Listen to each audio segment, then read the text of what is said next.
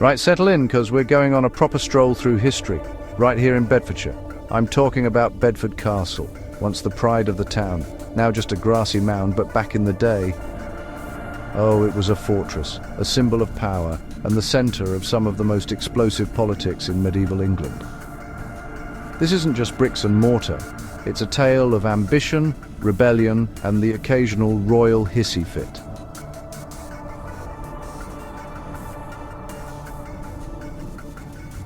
We start in the early 1100s after the dust of the Norman conquest had settled.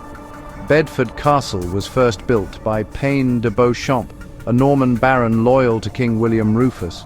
The Normans loved a bit of flash, stone keeps, high walls, big gates, a way to say, "We're in charge now, lads." Perched on the riverbank of the Great Ouse, Bedford Castle was more than a defensive fortress. It was a symbol, a tax collector, and a statement of feudal dominance. Anyone wanting to control the Midlands knew you had to control Bedford. The locals? Probably muttering under their breath every time they saw a Norman flag go up. The 1130s saw the anarchy, a civil war between King Stephen and Empress Matilda.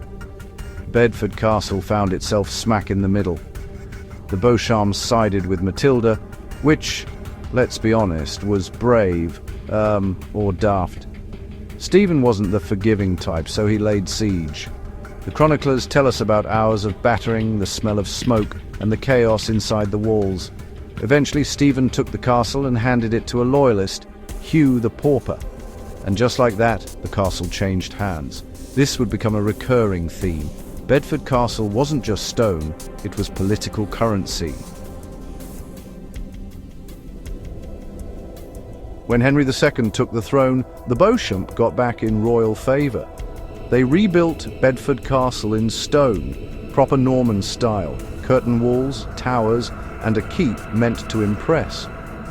Bedford wasn't just a castle, it was a statement. But power always attracts envy. Bedford Castle, perched proudly, became a thorn in the side of any king who fancied themselves the ultimate authority.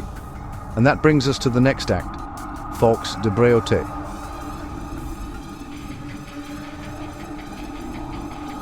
Enter Falkes de Bréauté, a mercenary knight who married into the Beauchamps and took control of Bedford Castle.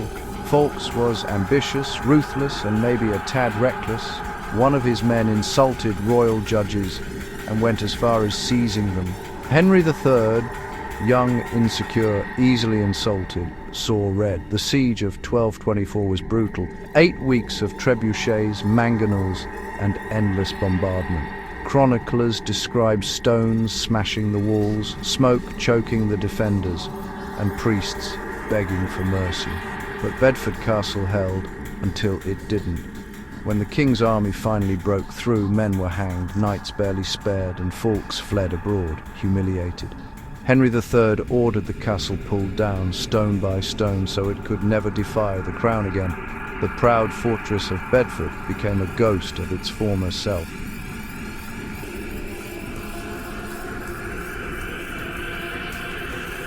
Fast forward centuries, and Bedford Castle was mostly forgotten. A few maps marked it as a castle mound, and the locals used the grounds for markets, a jail, and eventually civic buildings. Then came the archaeologists. In the 1970s and 1990s, digs unearthed Norman pottery, arrowheads, and traces of the 1224 siege, scorched soil, collapsed masonry, and charred timbers. Even the layout of the keep and curtain walls started to emerge. What we're left with today is a motte, the heart of the castle, a silent witness to centuries of ambition and bloodshed.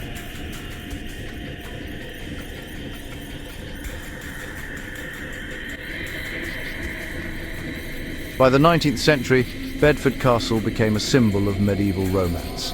Local historians and artists painted it as a lost relic of noble chivalry, even though it had been flattened for ages. Some enthusiasts tried minor restorations, but nothing major happened. In the 20th century, with Bedford expanding, the site became a park and an educational space. Walkways, plaques, and guided tours now allow people to literally walk where knights once marched. The castle mound is a blend of history and memory, a reminder that even power can crumble into earth. Bedford Castle is more than stones and soil. It's part of the town's identity. Generations of Bedfords have grown up with that moat in their town centre, a constant whisper of defiance. School trips, heritage walks, and even local legends keep the castle alive in imagination. And it's symbolic too. Bedford, a relatively quiet town, once hosted one of the fiercest sieges of medieval England. The castle's stories about ambition, rebellion, and the fragility of power, themes that resonate far beyond Bedfordshire.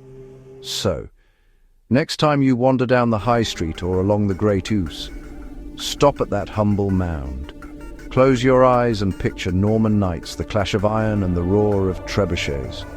Bedford Castle may have fallen to ruin, but its story of pride, power and survival still lives on right under your feet.